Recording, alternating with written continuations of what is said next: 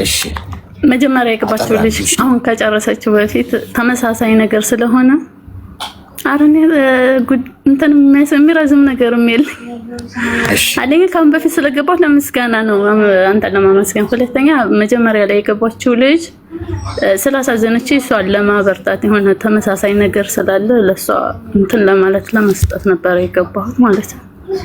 እሺ ማለት ትልእነሽ ምናምን ሲላት የነበረው ልጅ እንደዚህ ስንባል ሴቶች በጣም ስለምንጎዳ ውስጣችን ስለሚጎዳ እንደዚህ ከሚልሽ ወንድ ራቂ ለማለት በርቺ ለማለት ያክል ነው። ይሄ ነገር ማለት መጀመሪያ ላይ ስንገባ ወደ እነሱ ህይወት ስንገባ ፈልገህ ተፋልገህ ትገባለህ። የሆነች ሴት ልጅ ደግሞ ትዳር ስትገባ ሀሳብ ስለሚበዛባት ኃላፊነት ስለሚበዛብን ሰውነታችን እየተወለገ በሄደ ቁጥር የሆነ ትልቅ መስለን እንታያቸዋለን። በዛ ሰዓት አንቺ ትልቅ ነሽ ሲልህ በጣም ውስጣችን ይሰበራል። ወላሂ የሆነ ዕቃ የሚሰበር ያክል ነው ስሜት የሚሰማን። በዛ ሰዓት እንደዚህ ከሚል ሰው ያው እሷ ውስጧ በጣም እንደተጎዳ በጣም እንደፈራች የኔ እንኳን ያው በቀልድ ምክንያት እንደዚህ እሷ ምርር ያለ አይደለም እና በጣም ውስጥ እንደሚጎዳ ከዚህ ነገር ደግሞ ውስጥ ከሚጎዳ ነገር የምትርቀው አንተ ምንድነው እሷ ለሱ ትልቅ ሆና ካለ እሷ ደግሞ እንደ ትንሽ የሚያት ትልቅ ሰው እንደሚፈልጋት ማወቅና ትልቅ ስለሆነች ሳይሆን ሴቶች ትዳር ስንገባ ኃላፊነት ስለሚበዛብን ራሳችንን ስለምንጥል ራሳችንን ስለምናበሳቁል ለራሳችን ትኩረት ስለማንሰጥ ትዳራችን ላይ ብቻ ስለምናተኩር እንጂ ትልቅ ስለሆነ አይደለም። ስሜቱ በቀልድ እንኳን ሆኖ እኔ ውስጤ ይሰማኝ ነበር። ከዛ እኔ ትልቁን ነበር ትንንሾቹን እንዳይፈልግ ልክ እንደሷ በመከታተልበት ሰዓት ውስጤ እየተጎዳ እየተበሳቆልኩ ነበር ሄድኩት። ግን ወደ ራሴ ስመለስ እንዴ እኔ ለሱ ትንሽ ሆኜ ይሆናል ለኔ ደግሞ እኮ እንደ ትንሽ የሚያየኝ ወንድ ይኖራል ከዚህ ህይወት ማራቅ አለብኝ ስል ለካስ እሱ ቀልድ ነበር ይሄ ነገር ማለት ነው። እና አንድ ወንድ ደግሞ ራስ ሴት ልጅ ስትበልጠው እሷን የሆነ ትንሽ አድርጎ ለማየት ባስተሳሰብም ሆነ በሆነ ነገር ስትበልጠው የሆነ ውስጧን ለመጉዳት ያን ነገር ይጠቀማል ማለት ነው። እና ለማንኛውም ያቺኛይቱ ልጅና እኔ ተመሳሳይ ነገር ስላለ በቀልድም ቢሆን ስሜቱን ስለማቀው ነው እንደዛ ባላይ ቁጥር እኔ የሆነ ውስጤ ይሰበር ነበር። በቀልድ በጨዋታ የሆነ ሞቅ ባለ ጨዋታ መካከል ያን ነገር ሲናገርህ ውስጤ በጣም ይሰበራል። እና እሱን ተመከታተል እንደገና ደግሞ እሱ ህፃን ልጅ አግብቶ አንተ እኮ ትልቅ ሰው ነህ የምትለው እንደሚኖር ሁሉ አንቺም ትልቅ ሰው አግብተሽ ተከብረሽ ትንሽ ናት ብሎ የሚያይሽ ወንድ ስላለ በርቺ ለማለት ነው። ካሁን ቀደም ገብቻለሁ አንተ ጋር መርፌም ፌጦም ተሰጥቶኝ ሰርቶልኛል። አመሰግናለሁ። ለማመስገንና እሷን ለማበረታታት ሴቶች ደግሞ ተመሳሳይ ነገር ስላለ ማንኛቸውም ሴቶች በእድሜያችን ትልቅ ሆነን ሳይሆን ትዳር ስንገባ ራሳችንን ስለምንጥል ስለምንበሳቆል ትልቅ መስለን ስለምንታያቸው እድሜያችን ሄደ መስሎ ስለሚመቻያቸው ወንዶች ይሄን ነገር ስለሚጠቀሙ እናንተንም እንደ ህፃን ልጅ የሚያችሁ ሌላ ትልቅ ወንድ አለ። ራሳችሁን እንዳትጎዱ። በቃ ካልሆንኩ ከተለቅኩብህ ተደበርኩ እንደ እናት መስዬ ከታየሁ ከህይወቴ ወጣ ብለሽ አንቺን ደግሞ እንደ ልጅ ወይም እንደ ትክክለኛ ሚስት የሚያይሽ ወንድ አለ። ያንን ስታስቢ ትጠነክሪያለሽ ለማለት ነው። ለዛችኛው ለማጠንከሪያ ለመስጠት ያክል ነው። አንተም ደግሞ ፌጦ ሰርቷል ለማለት ያክል ነው። አመሰግናለሁ። ኑርልን፣ አላህ ይስጥልን ወንድሜ። ለዚህ ነው የገባሁት። እኔም ትዕግስታችሁን ለመፈተን ነው ዝም ያልኳት። ግን ያንቺ የገረመኝ አጠር አድርጊው እሺ ስላት ቅድም ኧረ እኔ ምንም የሚረዝምም ነገር የለኝም ምናምን አለች። እሺ በቃ ሰላም ብላ ነው ተጣጣ ስትል አንድ ስትል ሁለት ስትል ኦልሞስት 3-4 ደቂቃ ነው ሄደችበት። ጋይስ የትም ቦታ ከጓደኞቻችሁም ጋር ይሁን ከቤተሰብ ጋር ስራ ቦታ የትም ሐሳባችሁን ስትናገሩ ጀስት አጠር አድርጋችሁ መናገር ክህሎት ብታዳብሩ ጥቅሙ ለእናንተ ነው። ለምሳሌ የሆነ ሰው ከሆነ ደቂቃ በኋላ አይሰማችሁም። ባይዘው ካረዘማችሁት ኦኬ ይላችኋል፣ ግን ያላችሁትን አልሰማም። ስለዚህ ነገሮችን አጠር አድርጎ ሀሳብን መግለጽ በትክክል ሀሳባችሁን ዲሊቨር እንድታረጉ ይረዳችኋል። ይህን ክህሎት ብንለማመድ ጥሩ ነው። ሁላችን ሄደችበት አጭር ነው ብላ እናንተ ደግሞ ጤና ይስጥልን።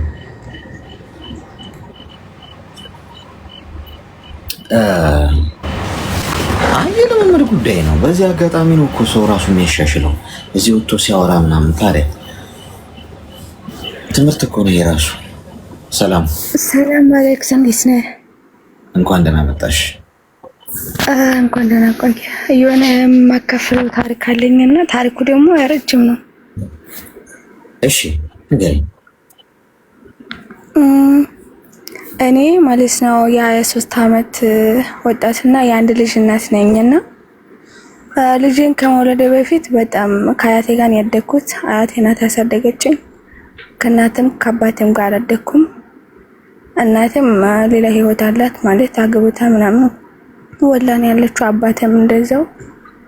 እናቴ አያቴ ጋር ጥላኝ ስትሄድ የ4 ዓመት ልጅ ነበርኩኝ። እንደዛው እያደግኩኝ ነበርና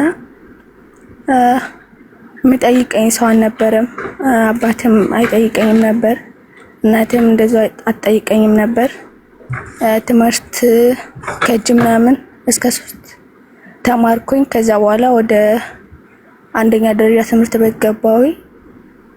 እዛ እየተማርኩኝ እስከ 8ኛ ክፍል ነበር የተማርኩት እና ከዛ በፊት 8ኛ ክፍል ሳልደርስ በፊት ሳልገባ በፊት በ5ኛ ክፍል ምናምን ትምህርት ማለት ደብተር ምናምን የምገዛልኝ ሰው አጥቼ 1 ዓመት ታቋርጬ ነበርና በ13 ዓመት ምናምን አካባቢ በቃ አቃተኝ። ማለት አያትም ከዛ በፊት የሆነ በቃ ገጠር ነው የምንኖረው፣ ግን የሆነ ነገር ነበራት ምናምን።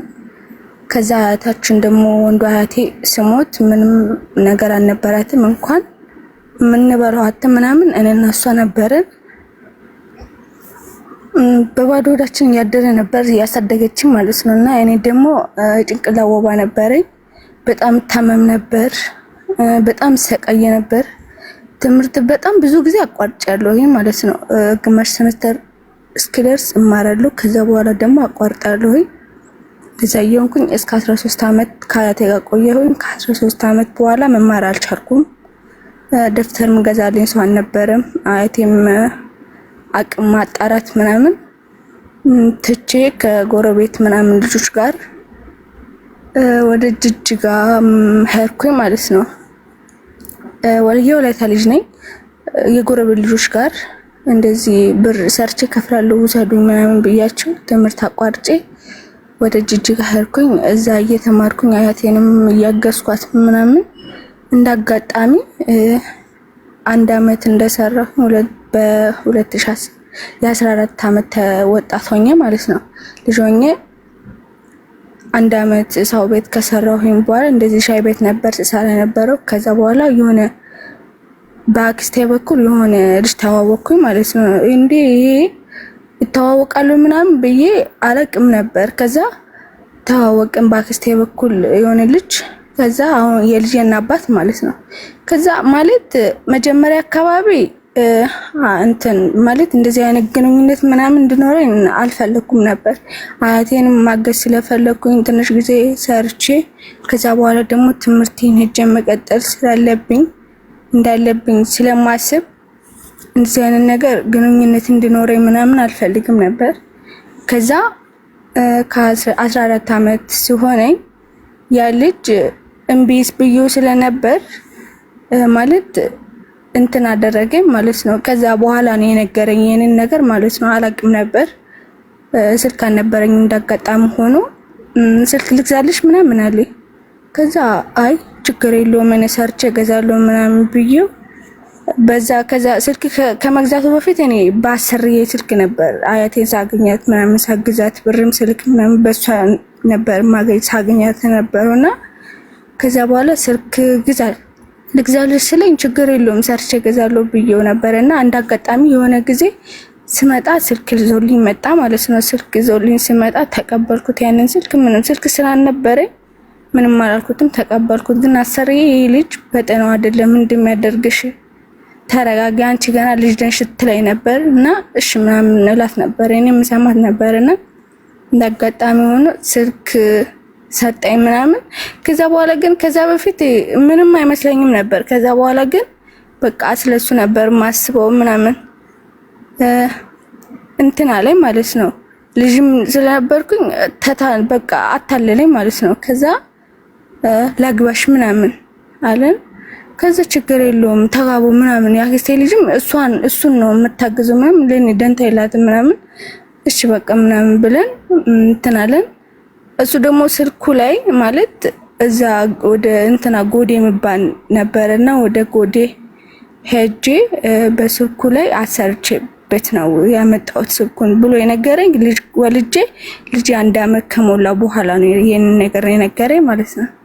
ከዛ አንድ ላይ የኖርን ምንም እንትን አልነበረው ማለት እስቲ እንደውም አያቴን እንዳስደስታት ሽምግልና ላክልኝና እሷም ትደሰትበት ማለት ይሄንን እንትን ነው የምትፈልገው እሷ ምለው ነበር።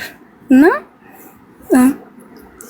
አይ እኔ ሽምግልና መላክ አባትም የለኝም ካንቺ ጋርም ለመኖር ፍላጎትም የለኝም። ከዛ በፊት ግን በጣም እንትን ይለኝ ነበር፣ ሽረብሽኝ ነበር። በቃ ሰላም ካለኝ ሰው ጋር ይጣላ ነበር፣ ካልገደልኩት ምናምን ይለው ነበር ማለት ነው። ሰላም ካለኝ እንደው ያንን ሰው ተከትሎ ይደባደብ ነበር። ከዛ በኋላ ካገባኝ በኋላ ግን በጣም እርጉዞኛ በጣም አሰቃየኝ ማለት ነው። እርጉዞኛም ያሰቃየኝ የነበረው ምን ነበር?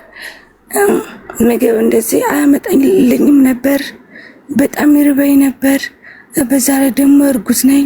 የ14 አመት ሆኜ አረጋዝኩኝ ምናምን እርጉዝ ነኝ።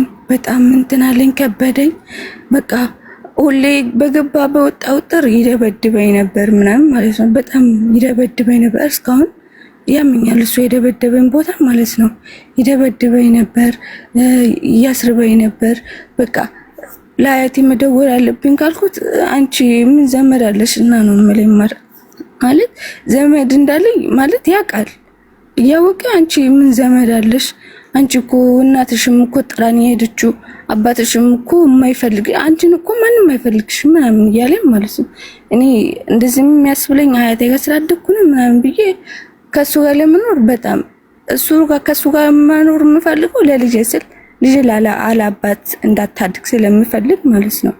ካላባት ልጅ ካደገች ነገ ደግሞ የኔ ፋንታ ልጄ ላይ ነው የሚወርቀው። ልጅ ደግሞ ብቻዋን እንድታድግ አልፈልግም ብዬ በጣም እስከ 2 አመት በጣም ታገልኩኝ። ማርያም ምንም ነገር ሳይኖረኝ እንኳን እኔ ለልጄ እንኳን ልጄ ወልዳ ምናምን ከሆስፒታል የምትወጣበት ጨርቅ እንኳን መገዛልኝ ሰው አጣኝ ማለት ነው። ማርያም ይሄ ሳወራ ቆይቷል ታሪኩ። እስካሁን እንትን ይለኝ ሳስበው በቃ በጣም እንትን ይለኝ ይረብሸኛል ምናምን ማለት ነው። እና የሆነች በፊት መሰራበት ቤት ነበረኝና ለሷ እንዳጋጣሚ ለሷ ደወልኩ፣ በዶክተሮቹ ስልክ ለሷ ደወልኩኝና ማርታኔ እኮ እንደዚህ ዋልጄ ሆስፒታል ነው ያለሁትና ሞጣበት ብር ያስፈልገኛል እና እኔ ደግሞ ብር የለኝም አልኳትም ማለት ነው። እሷ ደግሞ እግዚአብሔር ይስጣት እየሮጠች መጣችና እንደ ልጇ ነው የምታይ ምን ሆነሽ እንዴ ስመጫደውኝ እንደ ምናምን አለች ማለት ነው። ከዛ አይ እኔ እኮ ምንም ማንም መጥቶ ስለማይጠይቅ አንቺን ደግሞ እንዳላስቸግርሽ ብዬ ነው አልኳትም ማለት ነው። እሷ እንዳጋጣሚ ስትመጣ ለልጄ ልብስ ደግሞ ለኔ የምለብሰው ሽቲ ምናምን ፎጣ ይዛልኝ መጣች ማለት ነው። እኔ ቅዳሜ ማታ 4 ሰዓት ሆስፒታል ገብቼ እንዳጋጣሚ ጓደኞቼ ከኔ ጋር ገዙ በእንትን በኦፕሬሽን ነበር የወለዱት። አላውቅም እንዴት እንደረዳኝ። እኔ ግን ኖርማል በቃ በሚጥወለድኩ ከወለድኩ በኋላ ግን ልጅ የሚጠቅልሉ ጨርቅ አጣኝ ማለት ነው። እሱን ሆኜ የኖርኩት ልጄን ካላባት እንዳላሳድግ ገና እኮ ልጅ ነሽ ባል ነበር እና ልጄ ካላባት እንዳታድግ ብዬ በጣም እንትን አልኩኝ። እሷም እዛ የሚያጣይ ምናምን ከወለድኩኝ በኋላ እኔን ቤት አስተኝታ ምናምን በራሷ ወጪ ግብስ ገዝታለኝ ምናምን ሁሉንም ነገር አሟታል ምናምን ሄደች። እሷ እንትን ካለችኝ በኋላ ማን ይስራልኝ ምግቡ ማለት ነው። የሚሰራልኝ ሰው የለም። እኔ ደግሞ በጣም ያዞረኛል። በጣም እርጉሶኝ በጣም ስለተጎዳሁ ያዞረኛል። በቃ ልጅ እንኳን ማቀፍ አልቻልኩም ማለት ነው። እንደ ያስኳት እጄ ተቀምጬ ወርቃለሁ ማለት ነው። በጣም ተርቤም ደሙን ፈሶ ስለነበር ምናምን መሰለኝ በጣም ተቸገርኩኝ።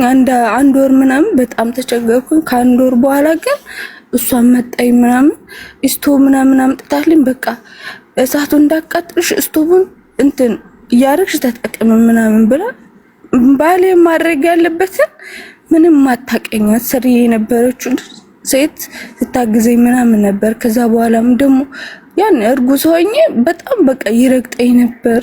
ካልገደልኩሽ ይለኝ ነበር። በጣም በቃ እኔ እንደው ፈጣሪው እንደው ቅዱስ ሚካኤል ቅዱስ ገብርኤል እንደው ልጅን ብቻ አሳቅፍልኝ እኔ ከሱ ምንም የምፈልገውን ነገር የለም እለው ነበር። እንደሱ አልሆነ። ፈጣሪም ልጄን አሳቀፈኝ። ወለድኳት። መጣሁኝ። ልጄ 2 ወር ምናምን ሶሆን አገዜ እኔ ተኝቼ ማርያምን እኔ ተኝቼ ከጎኑ የሆኑ ከሌላ ስልክ ሴት ጋር ያወራ ነበር። ስልክ ማለት ነው። መጣለው ምናምን እኔ እንደዛ ሆኜ በአንድ ወሬ ምናምን እኔ ወልጄ በሁለተኛው ቀን ውጭ ነበር ያደረው። እኔ እንግዲህ አራስ ነኝ ምናምን ውጭ ነበር ያደረው። እኔ ሆስፒታል ሆኜ እሱ የት እንዳደረ አላውቅም። ተደውሎልኝ ነው የመጣው። እሁድ ዕለት ጠዋት 4 ሰዓት ተደውሎልኝ ነው የመጣው ምናምን እና ልጄ ስትወልድ አጠገብ አልነበረም። ልጄ ስትወልድ የሚይዝልኝ ሰው አልነበረም። ከዛ ልጄም እንትን እያለች 2 ወር ምናምን ስለሆነ በቃ ባሰበት በቃ ምን ልበልህ እኔ ማመን አቃተኝ ማለት ነው። እንዴት እንደዚህ ሊሆን ቻለ ምናምን ብዬ በጣም ጨነቅ ነበር፣ አለቅስ ነበር። ከዛ የተነሳ በቃ ሁሌ ጮጋራ ታማሚ ሆንኩኝ። ሁሌ ነው በቃ ሰራለው ምናምን። ከዛ በኋላ ሰራለው ግን በየሳምንቱ እየሄድኩኝ 500 600 እየከፈልኩኝ ታከም ነበር። እንትን አለብሽ ጮጋራ አለብሽ እንዱ ዶክተሩ ከዚህ በፊት ስለሚያቀኝ እቺ ልጅ ምን ሆና ነው ይላታል። አሰሪ ማለት እቺ ልጅ ምን ሆና ነው እንደዚህ ሆነችው እንዴ? ማይሆና እኮ ልጁን አትፋተውም በቃ አትሄድም እንደ ዘመድ የላትም እናት አባት የላትም ምን ሆና ነው እንደዚህ ሆነችው ይላት ነበር። እና እንዲኮ እርጉሰና ነው ምናምን አራ ከሰው እኮ ተራ ወጣች ከሰውነቷ እኮ እንደ ያለቅ እኮ ነው አታያትም እንደ እኔንም ራሱ እንደዚህ ልታከም ምናምን ሲሄድ ለምን ትተሽ አትሄጂም? ልጅ እኮ ያድጋል ካላባትም እኮ ያድጋል። አንቺም እኮ ካላባር ነው ያደግሽው። አይዘሻት ሂጂና እዛው ከዘመዶችሽ ጋር አሳድጋል ልጅሽን። ካላባት ልጅ ጎዳና ላይ ወድቆም ያድጋል። እንኳን አንቺ እናቷ እያልሽ ካላባት የሚያድግ ስንት አለ። አንቺም አድገሻል፣ አያትሽ አሳድጋሻለች። እግዚአብሔር ይስጣት ምናምን ይመክረኝ ነበር ምናምን። ከዛ እንዳጋጣሚ ባሰበት 1 አመት እንደምንም ሆኖ ሞላ። ልጅ 1 አመት ሲሞላላ ጊዜ ልጅን በቃ ራሴ ነኝ እንትን ማደርጋ ዳይፐር ምንም እቤቱን ክራይ የምከፍለው እኔ ነኝ። እንደዛ ሆኜ ወገቤን እንኳን አስሬ ማርያም እዛው ቤት እየዞርኩኝ ልብስ አጥብ ነበር።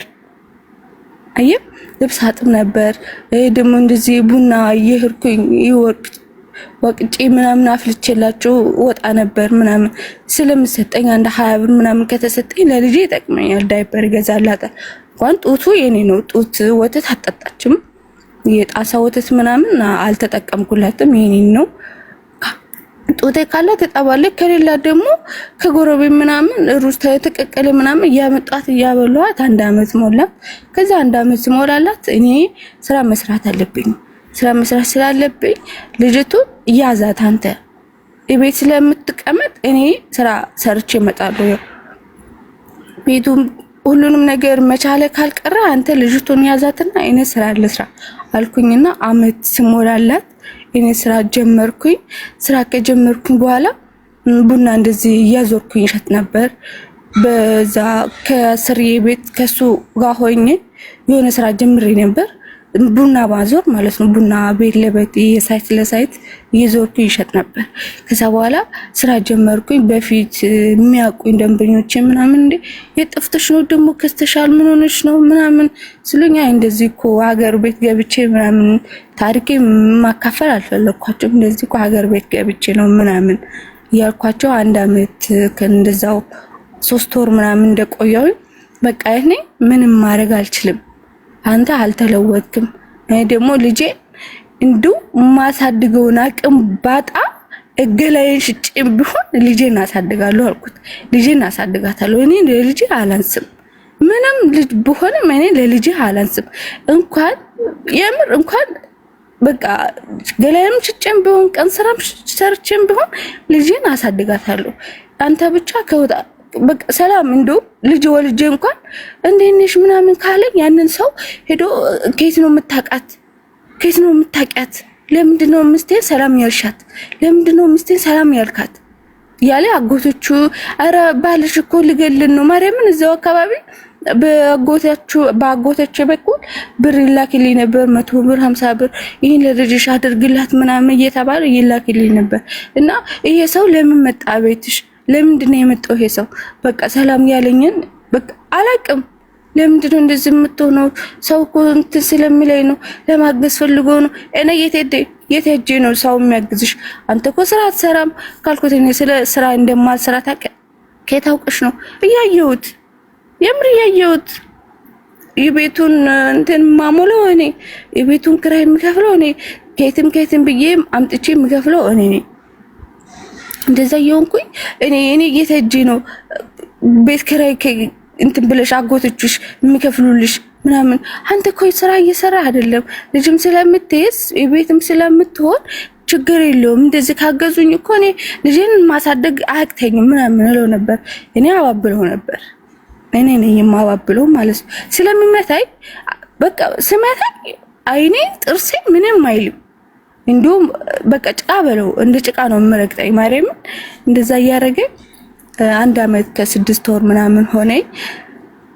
ስራ ሰራሁኝ እንደዛው 100 ብር በቀን እቁብ ገባሁኝ። የ3 ወር እቁብ ገብቼ እቁብ ወጣልኝ። በመጨረሻ ሞተር ነው የምፈልገው አገር ቤት አያቴ ጋር መመለስ ስለምፈልግ በመጨረሻ ነው መውሰድ የምፈልገው አልኳቸው። በመጨረሻ እቁቡ እንዳጋጣሚ ተሰጠኝ። በቃ በመጨረሻ ወሰድኩኝ። መቀጠል አልፈልግም። መቀጠል ስለማልፈልግ በመጨረሻ ወሰድኩኝ። በቃ ሻንጣዬን ለልጄ ምናምን ገዛሁኝ። በቃ ትቼው ልወጣ አካባቢ የሆነ የምነግርሽ ነገር አለኝ አለ። በዛ ሰዓት በጣም ጓደኞች አሉት። በቃ ሆቴል ነው የሚያድረው እና ሊሄር ነው ምናምን ብዬ እንደማታ ነገር ወጣ ከቤት ማለት ነው። ከዛ ደወልኩለት ጠዋት ቲኬት እንድትቆርጥልኝ ነበር ምናምን አልኩት ማለት ነው። መጣ።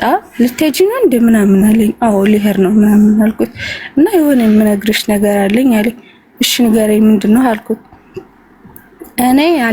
እኔ አንቺን ሳገባሽ አለ አንቺን እኔ ሳገባሽ ያኔ ማርታ ጋር ሆነሽ እምቢ ብለሽኝ ስለነበር በስልኩ አሰርቼ መተት አሰርቼበት ነው አምጥቼ ላንቺ የሰጠሁሽ። ለዛ ነው የኔና ያንቺ ትዳር ከፈጣሪ ሳይሆን ከጠንቋይ ወይም ከሰይጣን የመጣ ነው። ስለበደልኩሽ ስላሰቃየውሽ በጣም ይቅርታ አለኝ ማለት ነው። ይቅርታ አለኝ። ችግር የለውም እኔ መሄድ ነው የምፈልገው ከሱ ጋር ይቅርታ በዬ ምናምን መቀጠል አልፈልግም ከሱ ጋር መሄድ ስለምፈልግ እሺ በቃ ችግር የለውም ምናምን አልኩት። የዛኑም ቀን ይቅርታውን ተቀበልኩኝ ሄድኩኝ። እስካሁን ድረስ ግን ከዛ ይቅርታ ማለት ከበደለኝ ካሰቃየኝ በኋላ ይቅርታ የሚጠይቀኝ ተጸጽቶ ነው ወይስ ለምንድን ነው ይቅርታ የጠየቀኝ?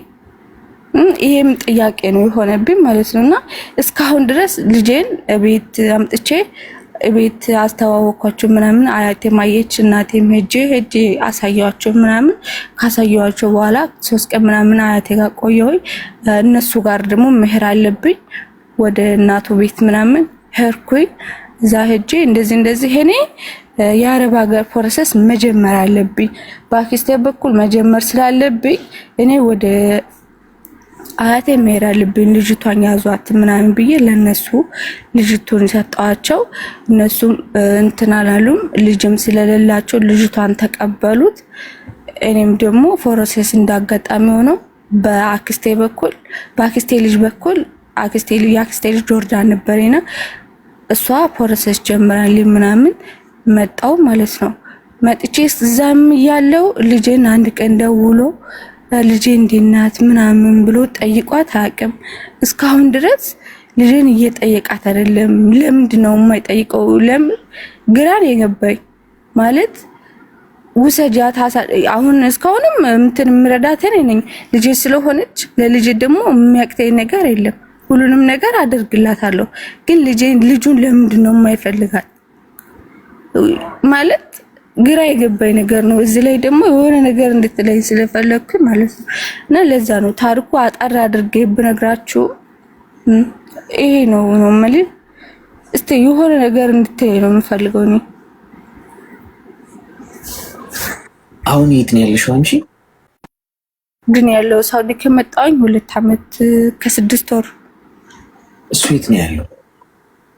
እሱ እስካሁን ጅጅጋ ነው ያለው። የት? ጅጅጋ ነው ያለው ሶማሌ ክልል። ልጅሽስ? ልጄ እዛው ወላይታ ነው ያለችው ከአያቶቿ ጋር። የአንቺ ቤተሰቦች ጋር ነው ያለችው? የኔ አያቴ ጋር ስለሆንኩኝ አያቴ ደግሞ አሁን በጣም ደክማለች አርጅታለች እና ለነሱ ለቤተሰቦቹ ለአባት እናቱ ነው የሰጠው። ኦኬ እስቲ ሚዩት አድርጊ።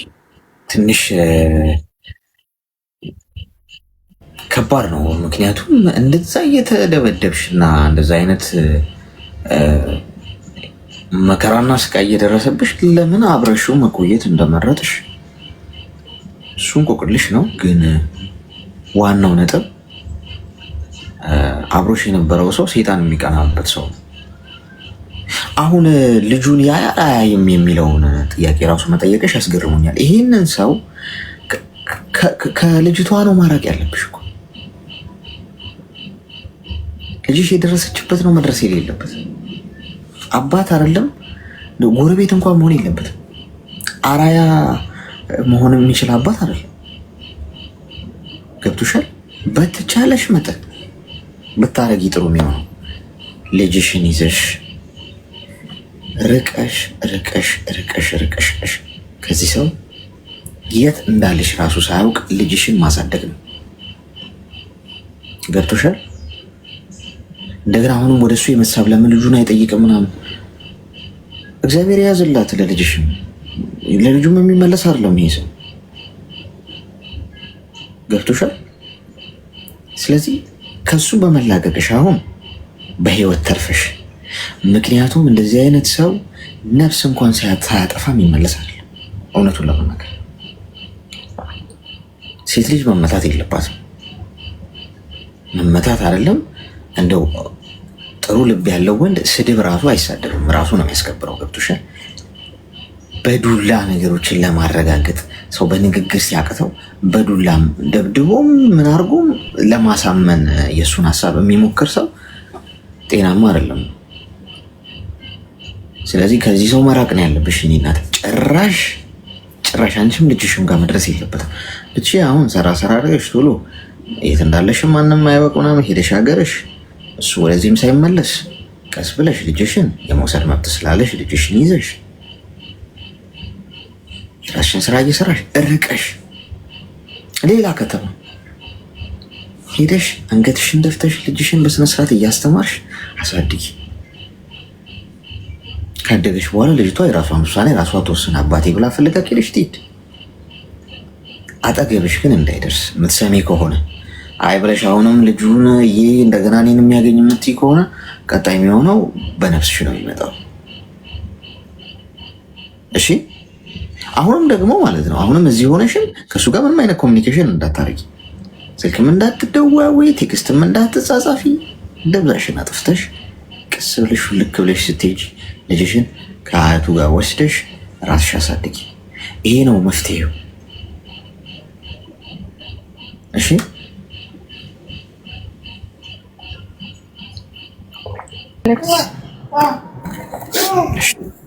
መልካም ቀን። እሺ አመሰግናለሁ።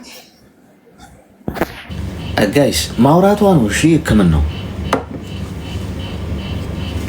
ያው ይረዝማል አንዳንዴ፣ ግን ሰዎች የሚያወሩበት ቦታ ላይኖራቸው ይችላል። ገብቷቸዋል። አሁን እቺ ልጅ የሚያዳምጣ ሰው ላይኖር ይችላል። ቁጭ ብሎ የራሴን ታሪክ ላውራ እስቲ የውስጤን ህመሜን ላውራ ብትል እኔ አንቺን ህመም ለመስማት ጊዜ የለኝም ምናምን ብዙ ጊዜ ላይኖሩ ይችላል። ይሁን ጓደኞች ቤተሰቦቿ ላያዳምጧት ይችላሉ። ገብቷቸዋል። ማውራቷ አሁን ስንት ደቂቃ ፈጀች? 30 ደቂቃ ፈጅታ ህይወቷ ውስጥ ያለው ነገር የሚቀል ከሆነ ምን ችግር አለው ብናረገው? አንተን ነገር ማክሲመም እንኳን የምንቆየው 1 ሰዓት ተኩል ነው። ሰው አንዳንዴ ረጋ ብለን እንትን ማለቱ አሪፍ ነው። እሺ ማዳመጡ ሰው አሁን ምንም የነገርናት የተለየ ነገር የለም፣ ግን ማውራቷ ግን ቀሏታል ማለት ነው። እሺ 10 ደቂቃ ነው ያለን። 11 ደቂቃ አጣጥመን እንጠቀማታለን። ጤና ይስጥልኝ። ሰላም፣ እንኳን ደህና መጣሽ። ይሰማል? ይሰማል። ምን እንታዘዝ?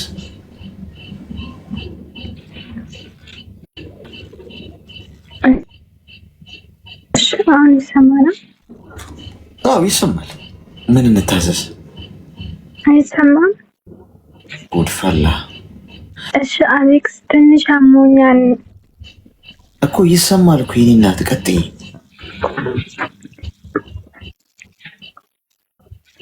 እሺ ትንሽ አሞኛልና ምን ማድረግ እንዳለብኝ ኮሜንተሮች ወይም ደግሞ አንዳንድ ሰዎች ካሉ እንዲታገዙ ፈልጌ ነው። ልብ ድካም ያመኝ ነበር እና በሕክምና ምናምን ተሽሎኝ ነበር። አሁን ግን በየ2 ደቂቃ ምናምን መተንፈስ ያቅተኛል፣ ያመኛል። ግን ቆይ ኤርፎን ነው የምትጠቀሚው?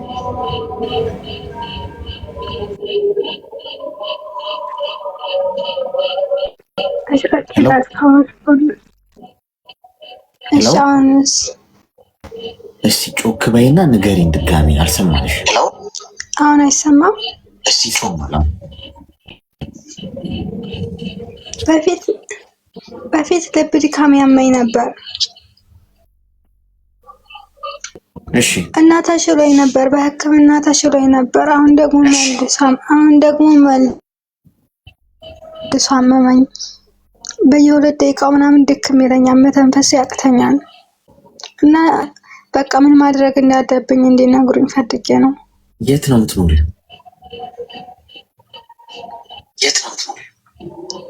ጆርዳን። ምንድነው ስራው የምትሰሪው? ስራሽ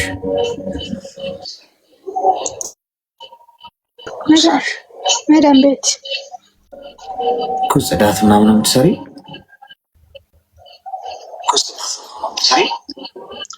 አዎ ሁለቱንም ሰራው ነው የምሰራው እኮ። ለምን ሐኪም ቤት አትሄጂ? ሄጄ ነበር ከዚህ በፊት ሄጄ ታክሜ ነበር። 15 ቀንም እዛው ተቀምጬ ነበረ። ተሻለኝ፣ ተሽሎኝ ወጣ። አሁን ደግሞ ያው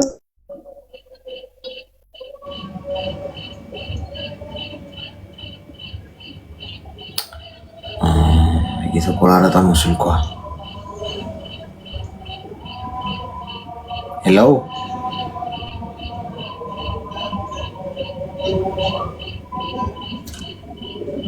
ሄሎ አለው። እኔ ራሴ በዚህ ሰዓት እኮ ሙቀቱ ዋይፋይ ራሱ የሚያናገው ይመስለኛል ሳስበው።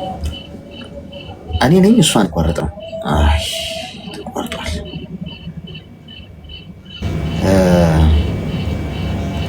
ያው የሰማሽን ከሆነ ሆስፒታል ሂጂ እሺ። ድጋሚ ምንም ከዚህ በፊት ሄጃለሁ እና መሄድ የለብሽም ነው። ከዚህ በፊት ስለሄድሽ አክትሟል ማለት ነው አይደለም። ሂጂ እና ድጋሚ ታዩ። አልትራሳውንድም ካስፈለገ ሙሉ ምርመራ አድርጊ። ከዛ ባለፈ እረፍት አድርጊ። እረፍት ያስፈልጋል።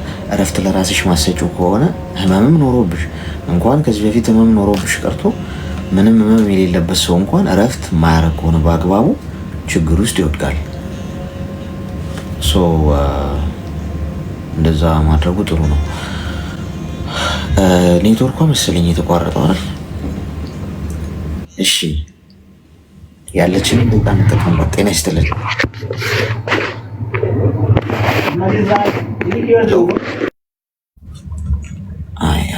እንዲህ በአንዴ ከፎቅ መፈጥፈጥ ፍጥፍጥ ስትወርቁ ብትነግሩን እንደ ሀሳብ ከታች ወይ ከፎቅ ላይ ከስር አጥንት የሚሰበስብ ትርፌ ሰው የለም።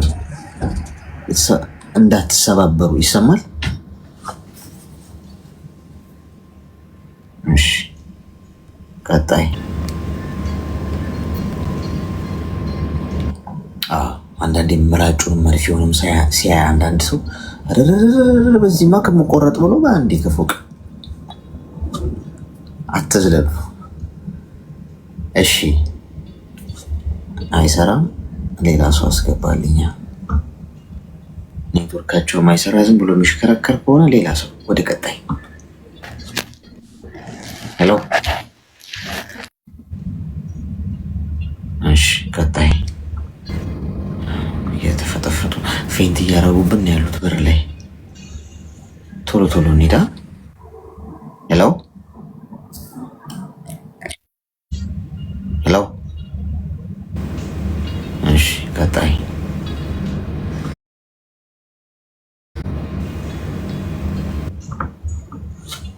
እሺ ቀጥሎ ያለውን አዘጋጅልኝ።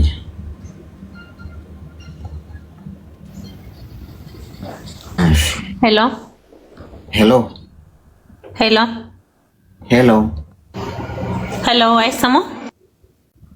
ኧረ ይሰማል። የኔና ተቆጣሽን እኮ። ይቅርታ እንዳታስወጣኝ ብዬ ነው። ያው ማይሰማ ስለነበረ ወይም ማይሰራ ስለነበር ቶሎ ቶሎ እያስወጣው ነበር። እሺ ሁለት ገብተን ስለነበረ ነው። ይቅርታ። እሺ ምን እንታዘዝ? እንዴት ነው አሌክስ? እግዚአብሔር ይመስገን። የሆነ ነገር ላማክርክ ብዬ ነው። እሺ ንገሪኝ። የሆነን ሰው ለፍቅር ወድጀው ቀርቤው ከዛ ኢቭን ከዛ ሰው ፍላጎት ሳይመጣ እኔ እንዲቀርበኝ አድርጌው ከዛ በኋላ የመራቅ ባህሪ አለብኝና ለራሴ በጣም ነው ማፍረው በዚህ ጸባይና ሁሌ እንትን ይለኛል፣ ሰላም አይሰጠኝም ይሄ ነገር። የት ነው የተዋወቃችሁት? ከአንድም ሁለቴ ነው እንደዚህ አይነት ነገር ያጋጠመኝ እኮ። እንዴት ተዋወቃችሁ ከሚለው ጀምረሽ ንገሪኝ እስኪ። እሺ መስተንግዶ በምሰራበት ሰዓት ከስተመር ሆኖ ነው ያወቅኩት። ከዛ ወደጀው ከዛ ያው የፍቅር ጥያቄ ከኔ ባይሄድም እንዲወደኝ ግን አደረኩኝ በአንዳንድ ነገሮች ምናምንና በጣም ወድጀው ካሁን በፊት ግን ወድጄ የራኩት ሰው ስላለ ልክ እንደዛ እንዳይሆን ለራሴ እንትን እያልኩ ነበርና ለራሴ ሁሉ ቃል ገብቼ ነበር። መቼም ይሄ ስሜቴ አይቀየርም አይደል ምናምን እያልኩኝ ከዛ እንደወደደኝ ሳቅ እኔ የመጥላት ባህሪ ያመጣለሁ። እሱ ወደደኝና እኔ ደግሞ የራኩት መጣሁ።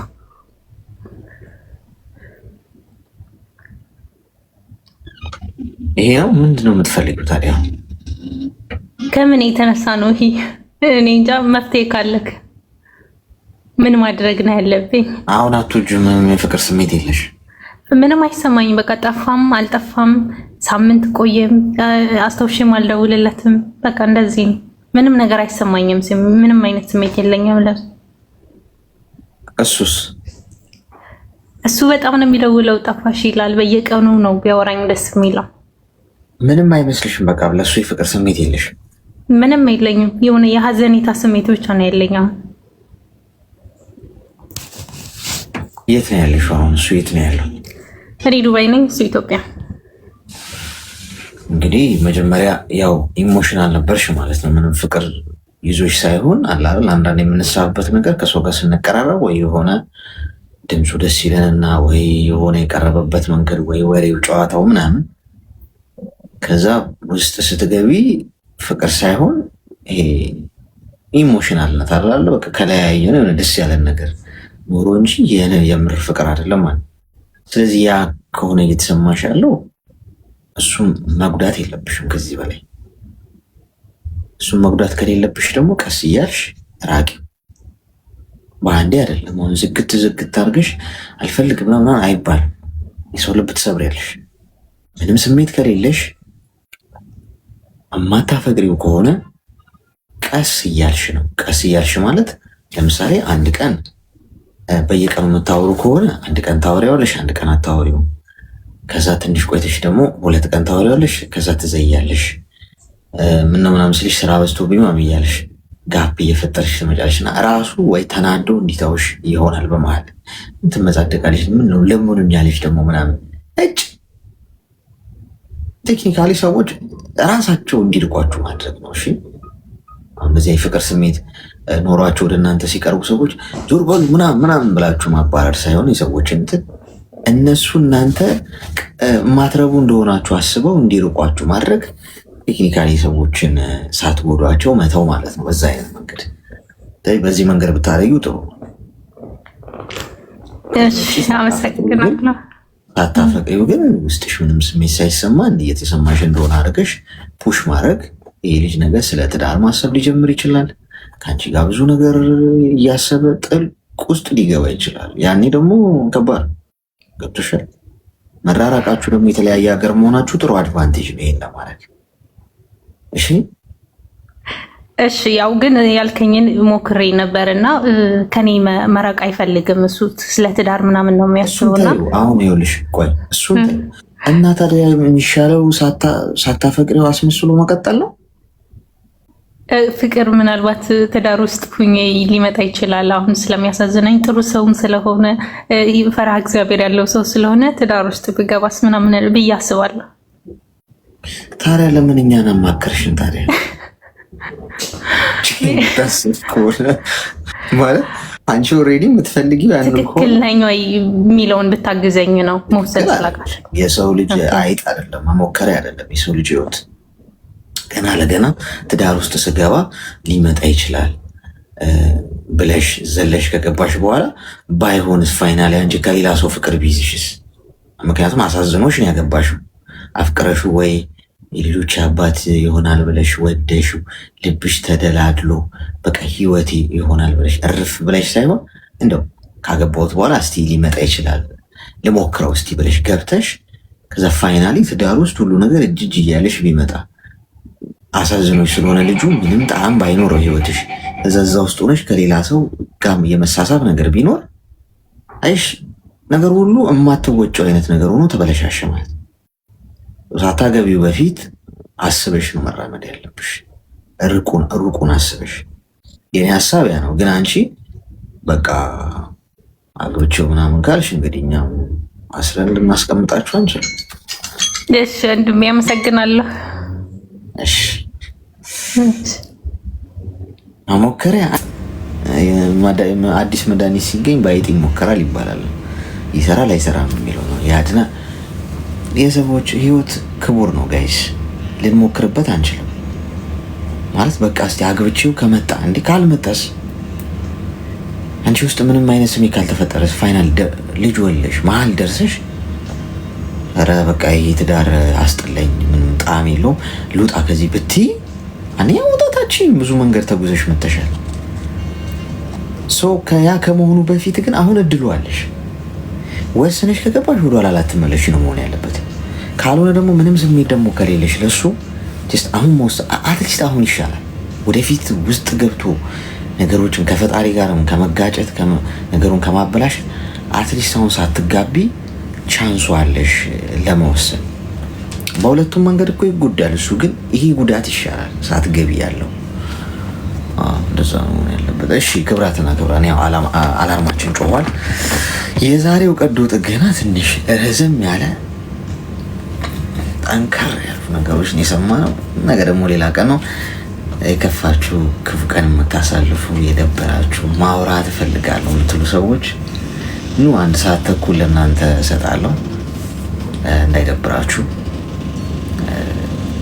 ያው ወለድ ቋንቋ ነው፣ ወንድማችሁ ነኝ እንዳያሳስባችሁ። እሺ ሰው ነገ ደግሞ ሌላ ቀን ነው። ነገ እንገናኛለን። ጤናና እድሜ ይስጣችሁ፣ ክፉን ያርቅላችሁ፣ አትታመሙ፣ ጤና ይስጣችሁ። ሆስፒታል የምትሄዱ ሰው ለመጠየቅ ይሁን እንጂ እናንተን ህመም፣ ችግር፣ መከራ፣ ፈተና አያያችሁ። በጠላቶቻችሁ ፊት ውድቀታችሁን በሚመኙ ፊት ከፍ አድርጎ ያስቀምጣችሁ ፈጣሪ። እንቅፋት የሚሆንባችሁን ከፊት እየቀደመ ያንሳላችሁ። ጤና ይስጣችሁ። የሰራችሁትን ይባርክላችሁ። የሰው መውደድ ይስጣችሁ። አሁን ግርማ ሞገስ ይሁናችሁ በሄዳችሁበት ፈጣሪ። እሺ ረጅም እድሜና ጤና እመኝላችኋለሁ። እየመሸ ያለበት ሀገር የምትኖሩ ደህና አደሩ። እየነጋ ያለበት ሀገር ያላችሁ ደግሞ መልካም ቀን። እሺ